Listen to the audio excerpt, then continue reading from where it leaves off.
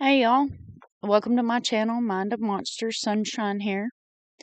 So on your screen there you have Jesse McFadden. This is the convicted,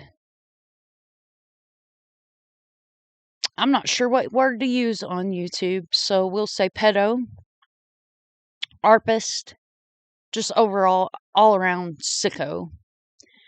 That is now unalived himself and 6 other people. There's 2 missing teen girls out of Oklahoma that are no longer missing due to this gentleman here that you see on your screen. And I'm sorry, guys. I'm going to have to choose my words so I'm YouTube friendly because I'm really upset about this whole situation. If you guys follow my channel or know anything about my channel, I'm real big on corruption and law enforcement not doing their damn jobs. And the justice system not withholding justice and not doing their damn jobs.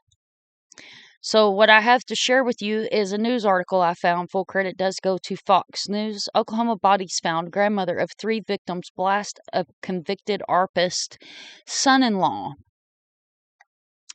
Oklahoma deputies found 7 bodies Monday while searching for a pair of missing teens. A grieving grandmother is blaming her convicted arpist son-in-law for the murders of his stepchildren, 2 other children, his wife in rural Oklahoma, after deputies were found 7 bodies on Monday while searching for 2 missing teens. The victims, according to Jeanette Mayo, 59, in addition to both missing girls, are 3 grandkids, Ivy Webster, 14, Brittany Brewer, who was 15, this age is not correct, were reported missing earlier Monday after failing to come home for dinner on Sunday.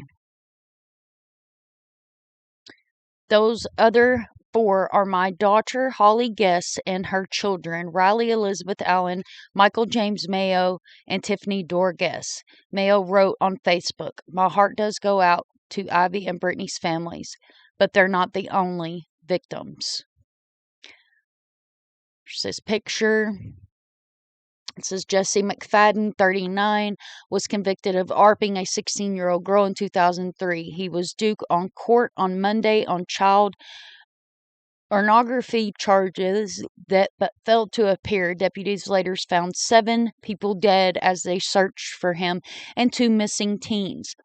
Her son-in-law, Jesse McFadden, 39, had been working as a contractor after his release from prison, but due in court Monday at the start of a child pornography case.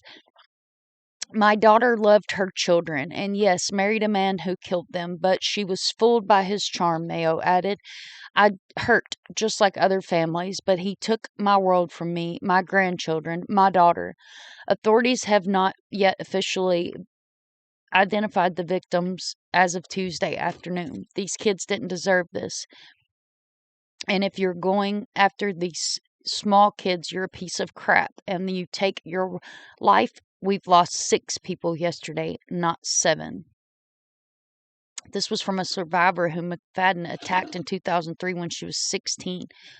Court documents obtained from Fox Digital News shows McFadden, a convicted arpist, was recently accused of trading explicit photos with a 16-year-old girl from prison in 2016 under a contraband cell phone. One of the images prosecutors said the investigators found on the phone showed the victim's learner's permit and date of birth. McFadden was imprisoned for violent arping and grand larceny in 2003. He got out in 2020. Okay, so I'm going to stop there because I need to know why in the hell he got out when he was charged in 2016 for exploiting a child from prison. Why the hell was he released? The hell is wrong with our justice system? You know, I saw in a live earlier, and I have to give complete props to Alex, that she made a comment that people with these charges ought to have the same as murders. And I agree. These sick pieces of trash are going around and they're just lording our children with their little tiny members that nobody wants to see. Because if you were a real man, you damn sure wouldn't need to reach out to a child. Law enforcement stands outside Henrietta House High School on Monday, May the 1st, 2023, as people arrived for a vigil at the Okmulgee County Sheriff reported 7 people dead after search for 2 missing teenage girls. That was from the U.S. Today. Holly's mother goes on to say, I'm sorry that Holly met him, and I'm sorry that she was traumatized and victimized by him, and I'm sorry those little girls had to go through this. She said, that's what I'm sorry about. I'm sorry that the justice system failed them. The 2003 survivor told Fox Digital News Tuesday that he held a knife to her throat in her dad's mobile home, and when she was 16 and he was 19, he tied her up with her dad's belt, stuffed a sock in her mouth, and gagged her. He threatened to kill her and her family, she said, and then he ordered her to throw their clothes in the washing machine to hide the evidence. She ran away instead of asking for help from the neighbors, who called 911. She also called her best friend, whose father was the warden at a nearby prison. Nathan Brewer speaks to media about his daughter, Brittany Brewer, 16, who was found. It's not a video, it's just a picture, guys.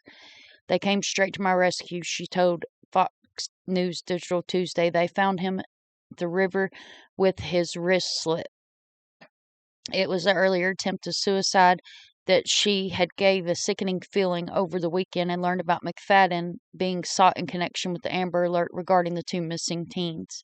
Ivy and Brittany were last seen before 1:30 a.m. Monday in Henrietta, about 90 miles east of Oklahoma City. An Amber Alert warned that they were believed to be traveling with McFadden, who was back due in court Monday for the start of trial pornography charges. And this is more pictures of law enforcement standing outside their high school.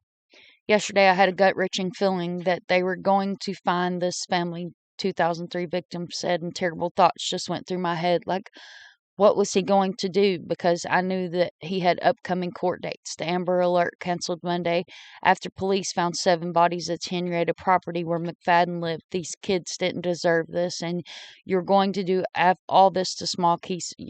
And that's what we've already read about him being a piece of crap. Then this is the endangered missing advisory. We are no longer looking, Rice said. We believe that we found everything that we were seeking this morning. Our hearts go out to the family, friends, schoolmates, and anyone else. According to the Tulsa-based KJRH, and I guess that's a local news, Holly McFadden and her children were unaccounted for Monday. Investigators were working to identify the remains. The Henrietta School District hosted the community vigil Monday evening, said the statement that it was calling grief counselors and the clergy assisting victims' classmates. At this time, we are grieving over the tragedy loss of several of our students, and the district posted on Facebook, our hearts are hurting and we feel considerate of our best students in the coming days, and we will have school, and this will be an extremely difficult day.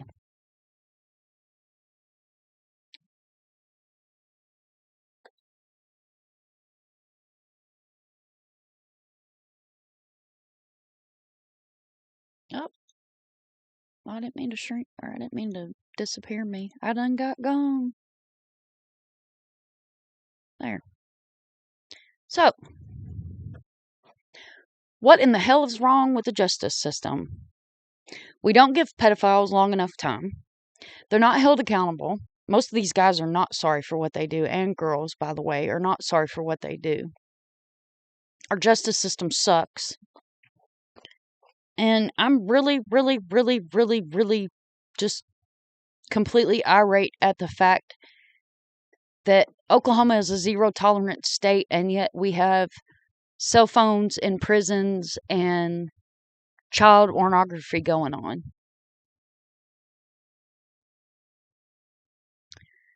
So we really need to do better, America.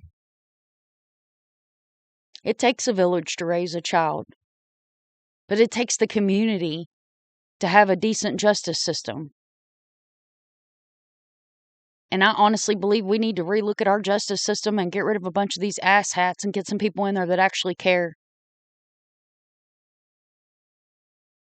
As always, guys, I thank you for your support. I thank you for watching. Remember to subscribe, like, and share.